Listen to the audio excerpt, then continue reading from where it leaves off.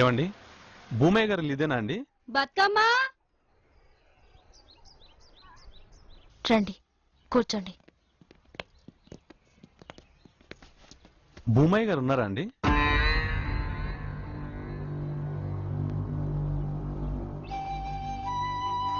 అయ్యో సారీ అండి, మేము అట్లా అనుకోలేదు. మీరు? ఆయన మనమరాల్ని. ఓ, నా పేరు శ్రీకాంత్. వీళ్ళంతా నా ఫ్రెండ్స్. మేము హైదరాబాద్ నుంచి వచ్చాం. మేము తెలంగాణ వెనుకబాటుతనం గురించి రీసెర్చ్ పని మీద మీ తాతగారిని కలవడానికి వచ్చాం. But bad luck. ఇప్పుడు కావాల్సింది తెలంగాణ వెనకబాటుతనం గురించి కాదు, ముందుకెట్లా పోవాలనో ఆలోచించాలి.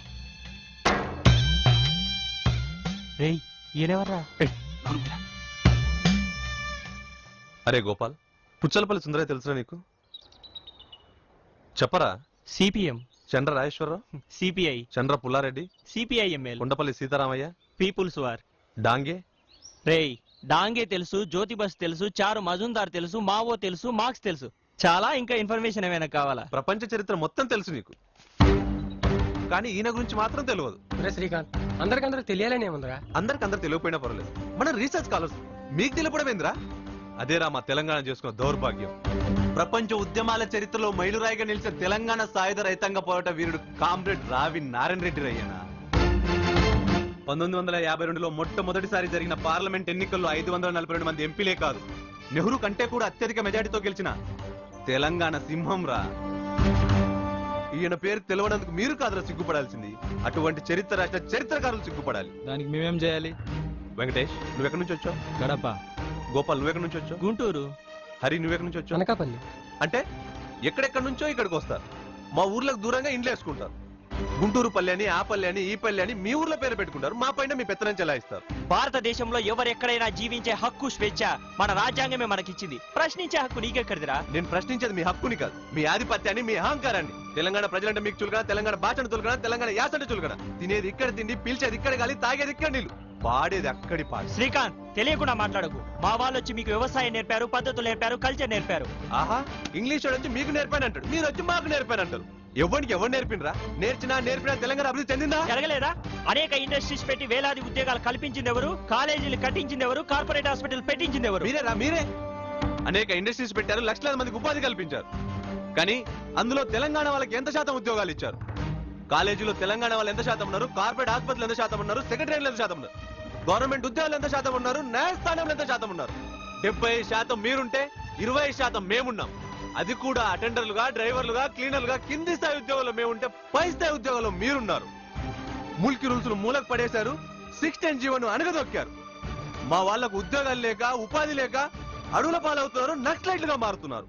ఏంట్రా నువ్వు మాట్లాడేది? వాస్తవం రా, ఇది వాస్తవం. అలాగంటే ఐటీని డెవలప్ చేసి హైటెక్ సిటీగా మార్చింది ఎవరు? రోడ్లు, రింగ్ రోడ్లు, ఔటర్ రింగ్ రోడ్లు, రియల్ ఎస్టేట్, ఇంటర్నేషనల్ ఎయిర్పోర్ట్, వీటన్నిటితో హైదరాబాద్ సిటీని గ్రేటర్ సిటీగా ప్రపంచం గుర్తించే స్థాయికి తీసుకొని వచ్చింది ఎవరు? మీరేరా, ఇది మీరే. కానీ నువ్వు గొప్పగా చెప్పుకుంటున్నావే, ఐటీలు, హైటెక్ సిటీలు కాదు, వాటి పక్కన ఉన్న పూరి గుడిసెలు చూడు. మా తెలంగాణ పరిస్థితులు మీకే అర్థమవుతాయి. రోడ్లు, రింగ్ రోడ్లు, ఔటర్ రింగ్ రోడ్లు కాదు, వాటి పక్కన దినదిన గండంగా గడుపుతున్న కూలీలు చూడు. మా తెలంగాణ పరిస్థితులు ఏంటో మీకే అర్థమవుతాయి. రియల్ ఎస్టేట్, ఇంటర్నేషనల్ ఎయిర్పోర్ట్ అని కోట్ల మీరు సంపాదిస్తున్నారు. మా తెలంగాణ నోట్లో మట్టి కొడుతున్నారు. కృష్ణా, గోదావరి నదులు 70% తెలంగాణలో ప్రవహిస్తున్న నల్గొండ జిల్లా ప్రజలు ఫ్లోరైడ్ నీళ్ళు తాగి అవిటి వాళ్ళే అల్లాడుతున్న గుక్కే మంచి పరిస్థితి లేదు. నీళ్లు మీకుపోతున్నాయి, కన్నీళ్లు మాకు మిగులుతున్నాయి. 2 జీవనదుల మధ్య ఉన్న మా తెలంగాణ జీవమే లేకుండా పోతుందిరా. ఇన్ని అన్యాయాలు జరుగుతుంటే మీ రాజకీయ నాయకులు, మీ దొరలు, మీ పెత్తందారులు ఏం చేస్తున్నారా? నువ్వు వెళ్ళి వాళ్ళని అడుగు. అడుగుతాం, ఎవరినైనా సరే అడుగుతాం. తెలంగాణ ద్రోహం చేసేవాడు నీవాడైనా, నావాడే, వాడెవ్వడైనా సరే గల్ల పట్టి అడుగుతాం. తెలంగాణ రావాలడుగుతాం, తెలంగాణ కావాలడుగుతాం. ఇది నా ఒక్కడి గొంతు కాదు, 3.5 కోట్ల మా తెలంగాణ ప్రజల గొంతు.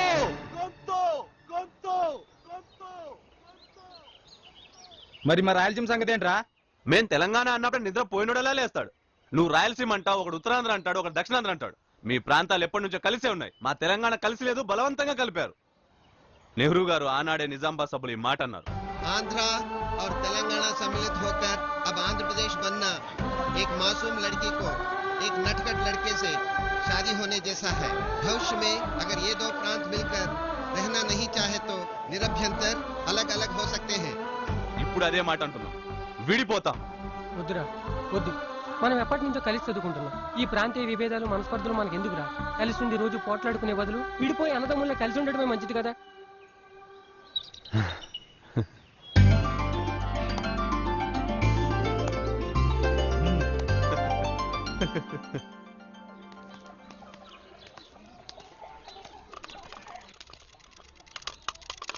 ఈ ముగ్గురు మా పిల్లలయ్యా. ఏదో పరిస్థితులు బాగలేక ఈ పని చేయాల్సి వచ్చింది. కష్టాలు వచ్చినప్పుడు తప్పుతుందా? ఈ ముగ్గురులో ఎవరినిస్తావు? మీ ఇష్టం సార్.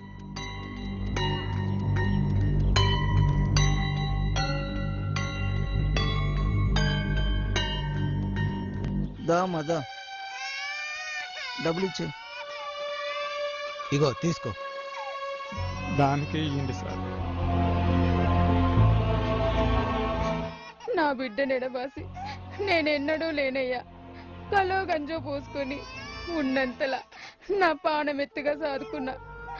ఇక దీన్ని మీరే మంచిగా చూసుకుంటారయ్యా. చూసుకుంటాం, బాగానే చూసుకుంటాం. వద్దు సార్, వద్దు. ఈ పాపిష్టి పైసలు మాకద్దు, నువ్వే ఉంచుకో. ఏంది? అది కాదయ్యా, నా కన్న పేగు కలుక్కు మందయ్యా.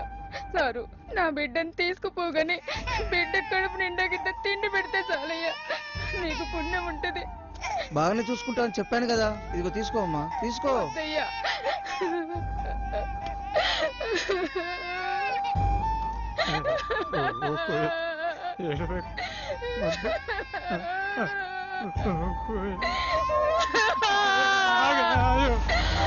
బిడ్డ. అయ్యో.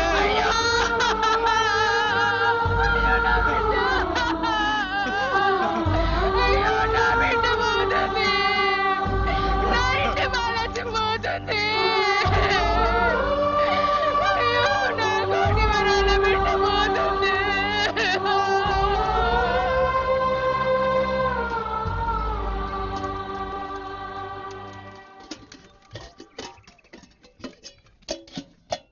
బతుకమ్మ, పట్నం వెళ్ళిపోతున్నాం. చేసుకుందాం అంటే ఈ ఊళ్ళో భూమి లేకపోయా, ఈ ఊళ్ళో కూలి నాలి దొరకదా. ఎట్లా బతకాలి? పట్నం లేదన్నా పని చేసుకొని బతుకుదామని వెళ్ళిపోతున్నాం. బతుకమ్మ, మిమ్మల్ని అందరినీ ఇడిచిపెట్టి పోతున్నాం. మళ్ళా ఎన్నడు చూస్తామో ఏమో. ఇక పోతాం. పోతామమ్మా.